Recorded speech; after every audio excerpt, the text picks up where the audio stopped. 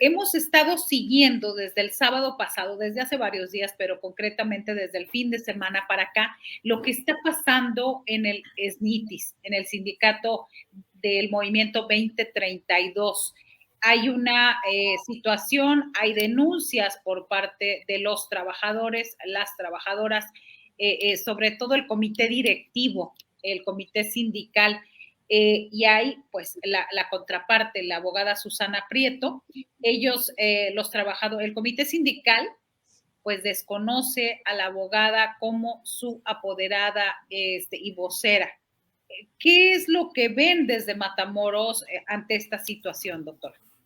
Mira, el SNITIS, como se le conoce, que es este sindicato, pues ha sido muy importante, sobre todo porque fue uno de los primeros sindicatos durante la época de la administración del López Obrador, que obtuvo su registro como sindicato independiente. Entonces ha sido como un ejemplo de lo que podría ser la independencia sindical. Y como tú sabes, este sindicato surgió el 5 de junio del 2019, precisamente con la parte de lo que es el movimiento 2032. Entonces aquí el punto fundamental es que este sindicato tuvo una figura muy preponderante que fue la licenciada Susana Prieto, y de hecho se enlaza al escrítico Susana Prieto, y muchas otras de las veces que ya se han hecho 2 o 3 elecciones digamos, de comité ejecutivo. No ha sido muy claro, yo he tratado de ver cómo se han elegido las distintas nuevas directivas. Estuvo durante el tiempo varios, este señor Jaime, estuvieron otros, pero ahora lo interesante es que en algunas noticias se manejó que ¿cómo se llama?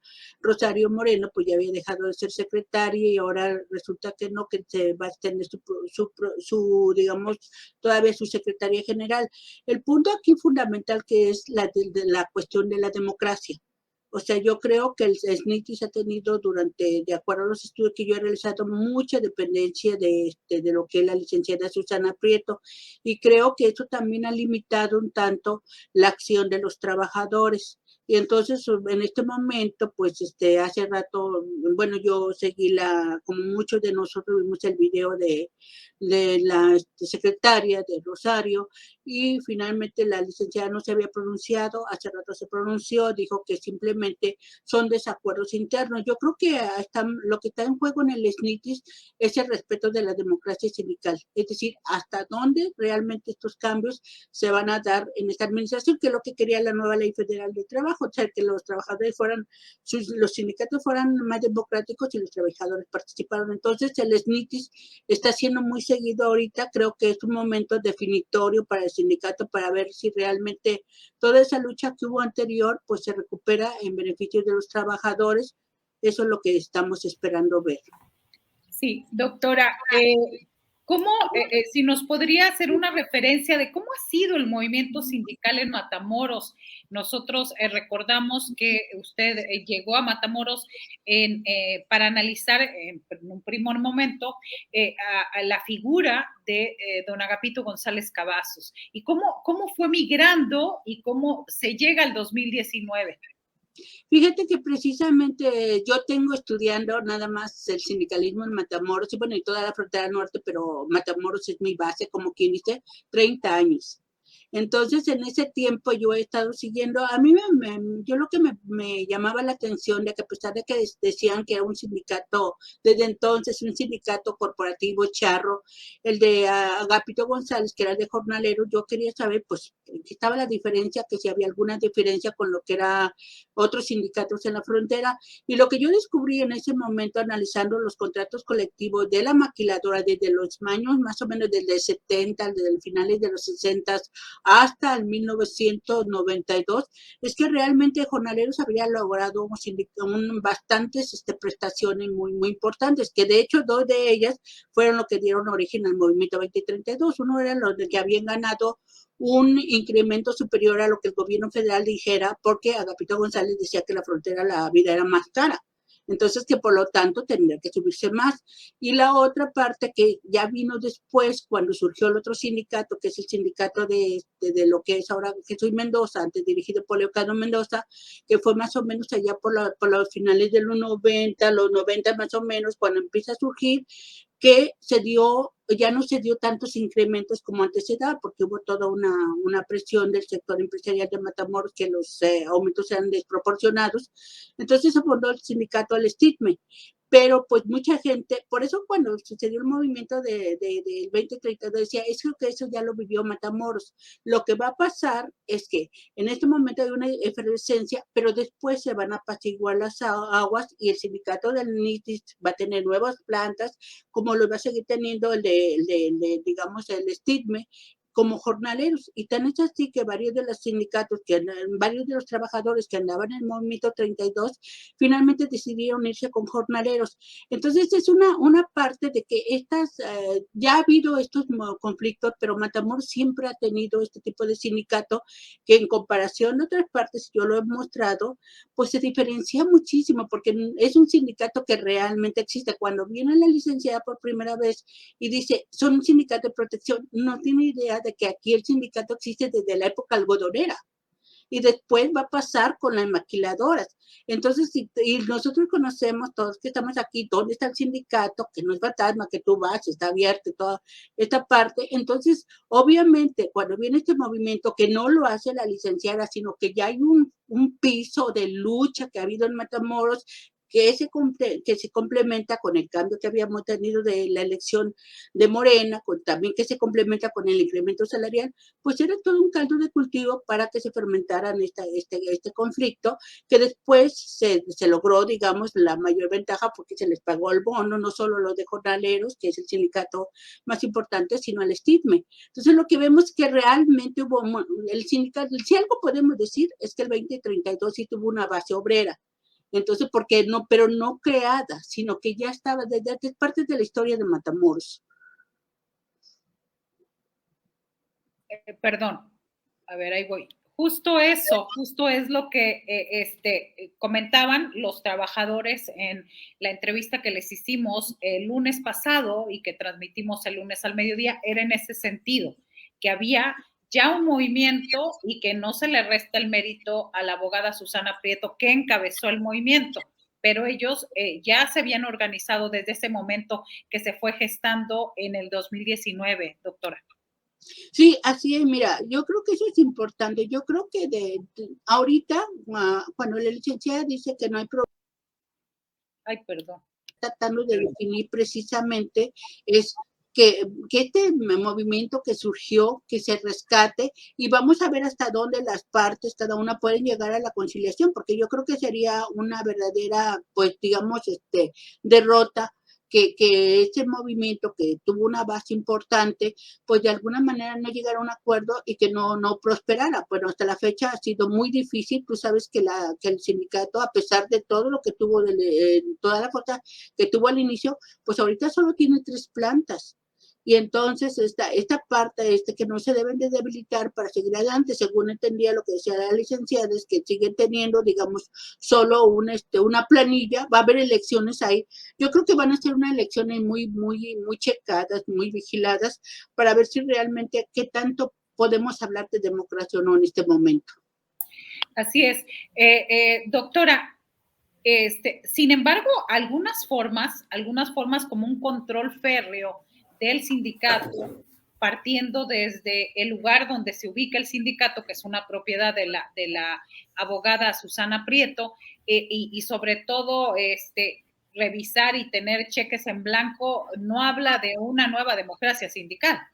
Lo que pasa es que yo creo que eso es lo que se hay que analizar al final. Mira, yo seguí todo el movimiento del 2032, como he seguido también de los jornaleros, todo eso, y yo me di cuenta desde el principio que realmente si habláramos de lo que es un sindicato democrático, nacido desde la base, pues realmente no se dio. Lo que se dio fue la creación bajo la asesoría de la licenciada, ¿cómo se llama? Susana, pero que precisamente ese poder de liderazgo llevó a que ella fuera la figura preponderante. En mi opinión como analista, yo creo que lo que hace falta es que realmente el movimiento regrese a los trabajadores. O sea, ningún movimiento independiente, ningún movimiento obrero va a sobrevivir si realmente no son los trabajadores los que están participando.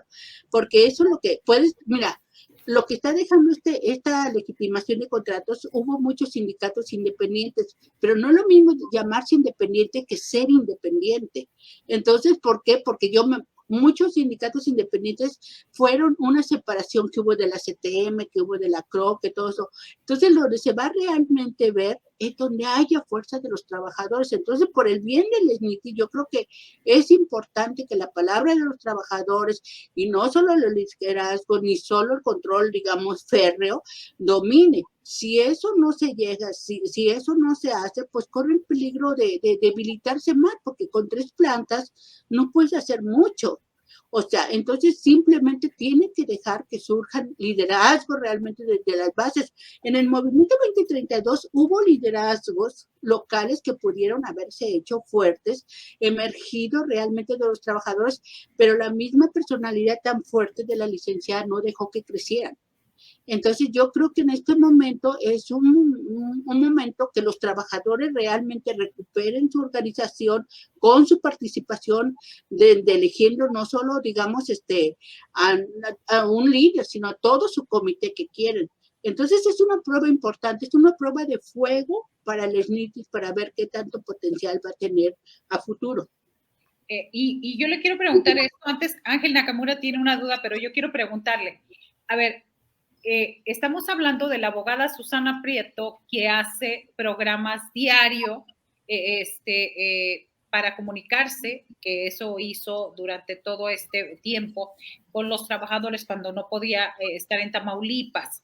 Estamos hablando, y por el otro lado, Rosario Moreno, que es la secretaria general del SNITIS, que ha estado a las órdenes de la abogada Susana Prieto. Si hablamos en redes sociales, las comparaciones, pues es apabullante el poder mediático que tiene la abogada y siendo diputada federal. Y pensando en eso, traduciéndolo, o sea, esperemos que no, pero traduciéndolo en votos, porque buscamos que haya democracia sindical, pues sí, las redes sociales han influido bastante a exacerbar algunas figuras y a minimizar a otras, doctora. Totalmente de acuerdo. Mira, Bertolivia, yo soy historiadora. Y una de las cosas, y bueno, y también socióloga, y una de las cosas que para mí fue más difícil fue, digamos, todas las redes sociales. Pero en este momento, un movimiento como el movimiento 2032, no lo hubieses entendido si tú no sigues las redes sociales como lo que es el Facebook, como lo que es el WhatsApp, y toda esta parte. Entonces, las redes sociales le dieron una dimensión mayor a lo que es, digamos, el movimiento fue conocido no solo a nivel nacional, a nivel internacional. Yo oí analistas que decían que el movimiento de Matamoros era como una primavera laboral. Yo soy una historiadora que lo conozco desde hace tiempo, digo, sí tiene mucha potencialidad, pero depende de que participen las bases. Y realmente, o sea, el manejo, como bien lo dicen, mucho del triunfo, mucho de la presencia del 2032 fue por las redes sociales. O sea, y también por los programas de que la licenciada tiene digamos, ¿cómo se llama?, de comunicación. Aquí es importante que recordemos que la licenciada se presenta como una asesora laboral, pero no es una dirigente sindical. Para la licenciada es muy importante el cumplimiento de las leyes, apegarse a la ley, y por eso a veces digamos, su enojo es de que los trabajadores entienden, y obviamente es muy complejo, a veces ni los mismos académicos entendemos muchas de las nuevas formas que tiene la nueva ley federal, pero no se da cuenta que en la práctica son otras. Los trabajadores, quien libran las luchas para ir al centro de conciliación, quien libra las luchas en la planta, quien libra las luchas, son los trabajadores, son los que tienen la experiencia. Las leyes pueden estar muy bien, pero si tú no sabes cómo está realmente la práctica, pues ahí hay el desfase. Entonces, las redes sí, y muchas veces también lo que he dicho en un texto, hay que tener cuidado. No todo lo que sale en las redes es cierto. Porque, por ejemplo, yo seguía el movimiento y en las redes puede haber un movimiento masivo, pero tú te das cuenta que a partir de febrero, cuando empiezan a tener ya el bono, fueron reduciéndose. Sin embargo, si se enfocaba a ver que realmente había mucha gente, cuando realmente en la plaza no habían tantos. Entonces, hay que aprender a leer la información que está en las redes, no se crean todo. También hay que estar en situ, en el lugar, para que realmente como analista entiendas, consultar otras fuentes, ver a los empresarios, ver todo, para que des una perspectiva general de la problemática que está aconteciendo. Así es, y eso lo notamos también en el 2021 que estuvimos cubriendo los emplazamientos a huelga y que era cada vez menos en activo de la gente. Entonces coincidimos. Ángel Nakamura, para ir concluyendo. Sí, doctora Quintero, buenas noches, gracias por la explicación. Yo quería preguntarle, a lo largo de lo que usted ha estudiado, y a propósito también de del SNITIS, el Movimiento 2032, algunos nos preguntamos, ¿se contamina la lucha sindical cuando se llega a tener cierto poder político-social? Digo, que entiendo que eso es al final de cuentas lo que uno en la lucha sindical lo que se busca, ¿no? Que los agremiados se defiendan, que tengan estos derechos por ley, pero es una duda que tengo. A lo largo de la historia usted ha visto eso. Sabemos que luego los sindicatos, bueno, el PRI lo hacía, ¿no? De manera constante. En algún momento lo hizo el PAN. Yo quería preguntarle eso. ¿Se contamina la lucha sindical cuando ya llegan estas situaciones de alianzas con partidos políticos? Yo creo que, mira, dentro de la teoría más clásica, después de la fortaleza de los trabajadores como clase trabajadora, deberían tener aspiraciones políticas, pero no ser políticos antes de tener la fortaleza, ¿cómo se llama? Política. Entonces, lo que importa aquí es que qué bueno que los obreros, por ejemplo, porque hay que recordar que la fuerza de la licenciada Prieto no surge con Matamoros, surge desde los movimientos de Juárez. En ese momento, incluso ella y los participantes en ese movimiento propusieron a una obrera para que fuera también, ocupar un cargo público, pero no lo ganó. Entonces, lo que estamos viendo aquí, que tampoco, y con la historia que tenemos, para complementar lo que te estoy contestando, la historia que tenemos en donde estar el sindicato con el partido en el poder tan cerca, lo que se llama corporativismo, no se ve bien. Entonces, yo creo que si hubiese esa fuerza política venida de la fuerza de los trabajadores, que los trabajadores ya se identificaron como clase y que realmente llevan a un diputado, un diputado, un presidente municipal, todo esto, yo creo que es bueno. Los trabajadores deberían de tener, pero si están desde las mismas bases.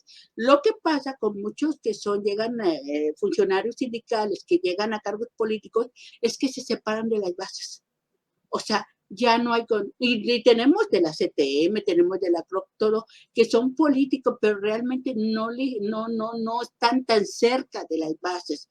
Y eso es el punto. Por ejemplo, la licenciada ha impulsado varias leyes, digamos, de las 40 horas, todo eso, pero hay que ser que por eso en el pasado los sindicatos tenían que ser agremiados y haber sido obreros para entender la problemática, pero si no has sido obrera, si no has sido trabajador, ¿cómo puedes dirigir un sindicato? ¿Cómo puedes entenderlos? Entonces, sí, a la política de los obreros siempre y cuando venga desde abajo, pero no ser político que controla obreros. No sé si se distingue la diferencia. Bastante, y muy clara, doctora Cirila Quintero Ramírez, investigadora del Colegio de la Frontera Norte. ¿Qué sería lo deseable en esta crisis en el SNITIS, donde pues la dirigencia desconoce a la abogada, la abogada dice que no tienen el poder y dice que van a hacer una nueva planilla? ¿Qué es lo que sigue? ¿Qué es lo deseable más que nada? Por el bien del SNITIS, yo creo que deben de privar la conciliación. La licenciada debería de ceder, digamos, que los trabajadores participen, realmente reconocer que es un movimiento que tiene potencialidades. Los trabajadores deberían de capacitarse y también tener la participación en sus planillas, competir dentro de las planillas y realmente pues atreverse. Lo que pasa es que hasta ahora siento que el gran peso de la figura de la licenciada les ha impedido manifestarse, pero yo creo que como grupo llegan a que, oye, podemos dirigir al sindicato, ya no somos menores de edad, como trabajadores necesitamos que nos apoyen, pero que no necesitamos que nos manden y que nos digan. Es que eso es lo que pasa con muchos analistas, de que muchas veces les quieren, como dice uno, entre comillas, tirar línea a los trabajadores, pero no, o sea, los trabajadores también pueden decir cuáles son los caminos para el mejoramiento de sus sindicatos y tener la vigilancia de ellos. Entonces, yo creo que por el bien del SNITIS es importante la conciliación. Y conciliación significa darle entrada a los trabajadores y sobre todo definir hasta dónde un asesor laboral entra y hasta dónde son los trabajadores los que hacen propuestas y cuál es el punto de encuentro.